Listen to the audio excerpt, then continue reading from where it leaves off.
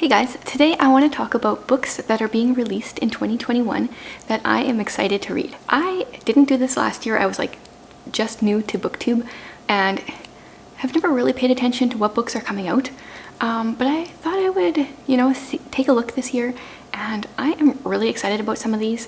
I'm pretty much just going to talk about January through to June because there's not really a whole lot kind of announced yet for the rest of the year. But I'll talk about their dates and what these books are. I know lots of booktubers have been making these videos, and from what I remember them sharing, almost none of the books that I am going to share about today have I seen in these other people's videos. I love that everyone kind of either is drawn to different books or finds out about different books. So I think that if you've watched a bunch of other videos like this, hopefully there will be some new ones on here for you. Okay, so first of all, the first one is a little bit of a cheat because it already came out. It came out on December 30th. So technically not 2021, but I mean so close. And that is The Mystery of Mrs Christie. I am really excited about this one. It's by Marie Benedict, who I've never read anything that she's written before. But this is the story about what she thinks, I guess, happened to Agatha Christie when she was missing for 11 days. I'll probably try to read maybe the first paragraph of the synopsis. I don't like to know too much myself, but I feel like you can generally tell quite a bit by the first paragraph. It says, in December 1926, Agatha Christie goes missing. Investigators find her empty car on the edge of a deep, gloomy pond. The only clues, some tire tracks nearby, and a fur coat left in the car. Strange for a frigid night. Her husband and daughter have no knowledge of her whereabouts, and England unleashes an unprecedented manhunt to find the up-and-coming mystery author. 11 days later, she reappears, just as mysteriously as she disappeared, claiming amnesia and providing no explanations for her time away. I did watch a movie on Netflix about what someone's take was on the reasoning, and this is just gonna be one of those mysteries that goes down as what actually happened to Agatha Christie. And so I'm very curious to see how this author, takes this mysterious incident and what the spin she puts on it, I guess.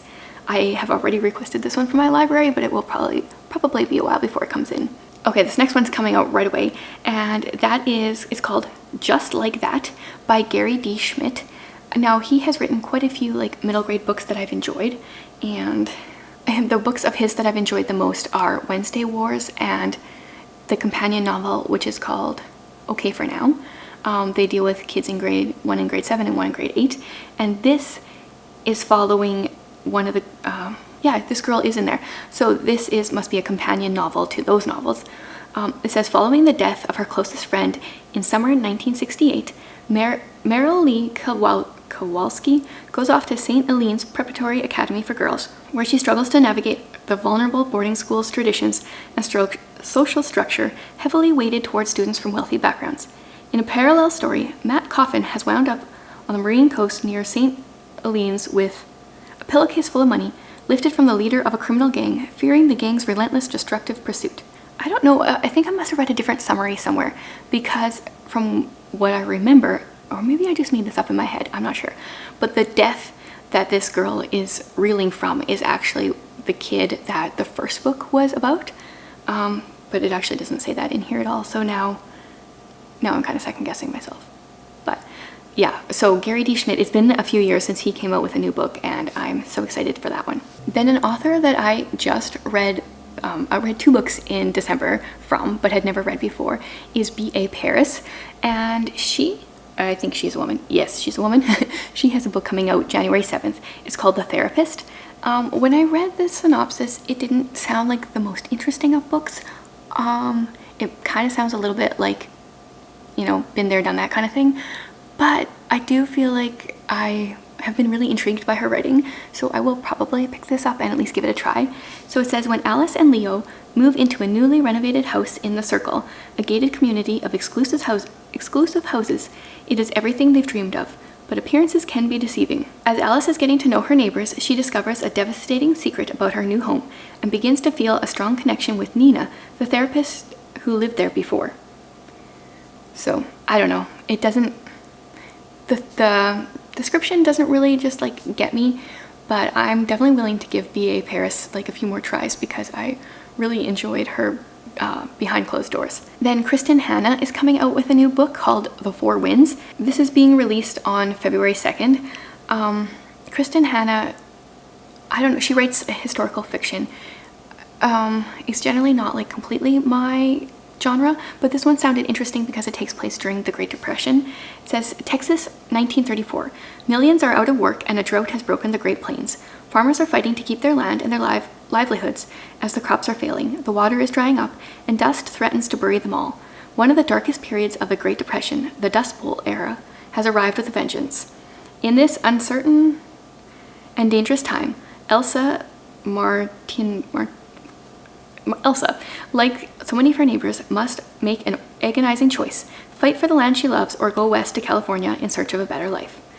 So yeah, I'm curious to see where Kristen Hanna takes this. It's probably not one I'll request right away, but I do feel like the books that I have read of hers, or I've read 2 of her books.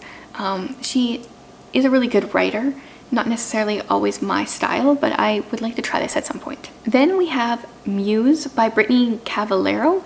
That one's coming out February 2nd, and she had previously written a series, or is writing a series that's kind of like a Sherlock spin-off.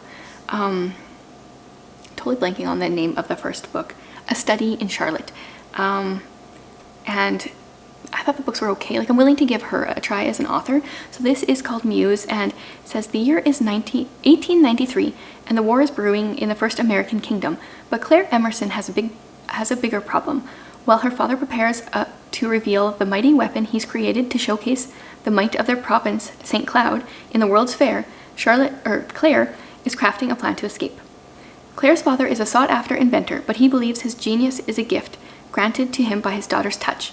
He's kept Claire under his control for years. As St. Cloud prepares for war, Claire plans to claim her life for herself, even as her best friend, Beatrix, tries to convince her to stay and help with the growing resistance movement that wants to see a woman on the throne at any cost. So, yeah, this is an alternate history book, and it sounds interesting. I haven't read a ton of this author before, so I'm not like, 100% feel like it's going to be a winner, but I'm definitely willing to try it. The premise sounds really good.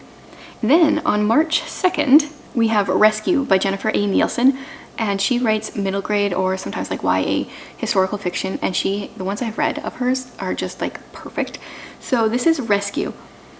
657 days ago, Meg Kenyon's father left their home in France to fight for the Allies in World War II, and that was the last time Meg saw him.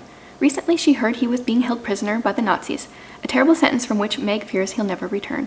All she has left of him are the codes he placed in a jar for her to decipher, an affectionate game the 2 of them shared.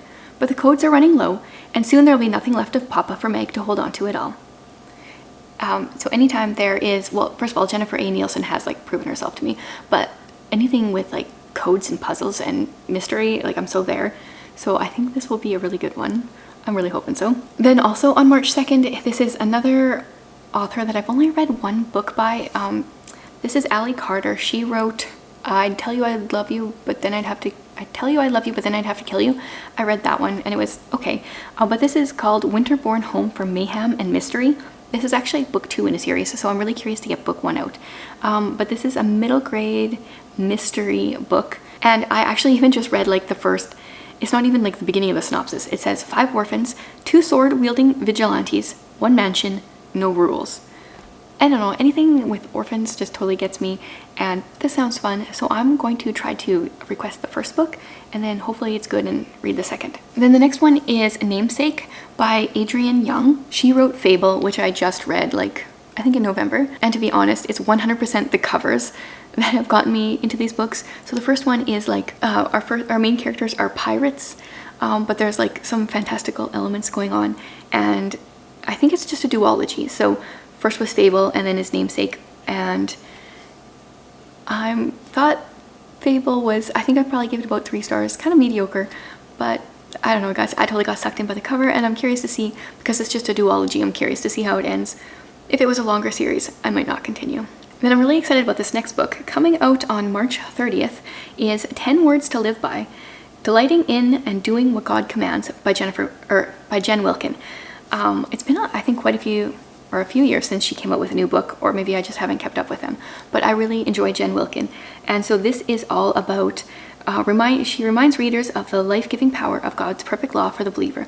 The 10 Commandments are words God spoke to a nation recently set free. They're words about obedience and holiness, timeless in their importance and wisdom. Yet today, these same words are often misunderstood, forgotten, or simply ignored.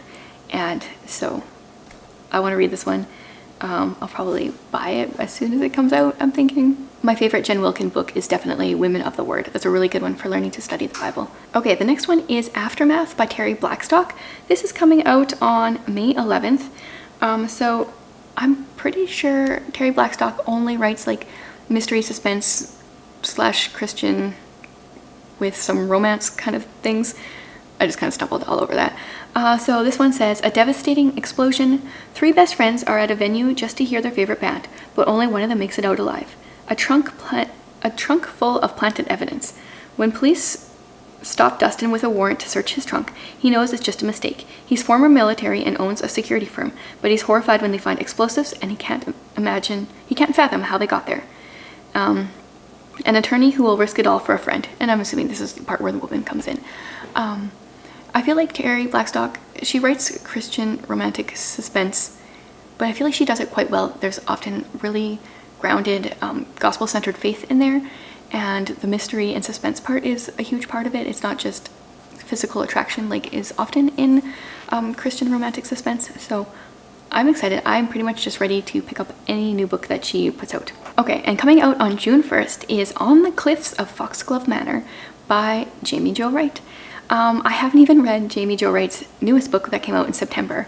And I already told my mom, you know, she could buy me this one for my birthday because my birthday's in May. This comes out in June. That'll work fine. She can pre-order it for me. So she always writes dual timeline. Yeah, I'll read this. We'll see what it says. I haven't actually read this yet. 1885. Okay, so this is older than any of her other ones that I've read. Adria Fontaine has been sent to recover goods her father pirated on the Great Lakes during the war. But when she arrives at Foxglove Manor, a stone house on a cliff overlooking Lake Superior, Adria senses wickedness hovering over the property. The mistress of Foxglove is an eccentric and seemingly cruel old woman who has filled her house with dangerous secrets, ones that may cost Adria her life. Present day. Kaylee Gibson is a new nurse's aide at a senior home in a renovated old stone manor. Kidnapped as a child, she has nothing but locked up memories of secrets and death, overshadowed by the chilling promises from her abductors that they would return. When the residents of Foxglove start sharing stories of whispers in the night, hidden treasure, and a love willing to kill, it becomes clear this home is far from a haven. She'll have to risk it all to banish the past demons, including her own. So this feels different than a lot of hers. I don't usually read the entire synopsis, but I'm curious, and I feel like I've had some good success with her books before, and hopefully this will be another good one. So those are like all the ones that I have official dates for, but I also know that Brandon Sanderson is supposed to be coming out with Skyward 3 this year sometime. The name has been released. It's called Nowhere. It doesn't have a title yet to my knowledge, but as soon as it comes out, I'm buying it, because those were definitely, the first 2 books in the series were definitely some of my favorites of 2020. So those are the books that I am aware of that I am looking forward to in 2021 so far. I would love to hear if you have other books that you know of that are coming out that you think I might enjoy, because I would love to add more to my list. It's kind of hard to find what's all coming out. And then I'm hoping in like May or June to do a second part to this video and share some of the things that are some of the books that are going to be coming out later in the year, because I know there are a few authors that I follow that I like that are writing books that are supposed to be coming out later in the year.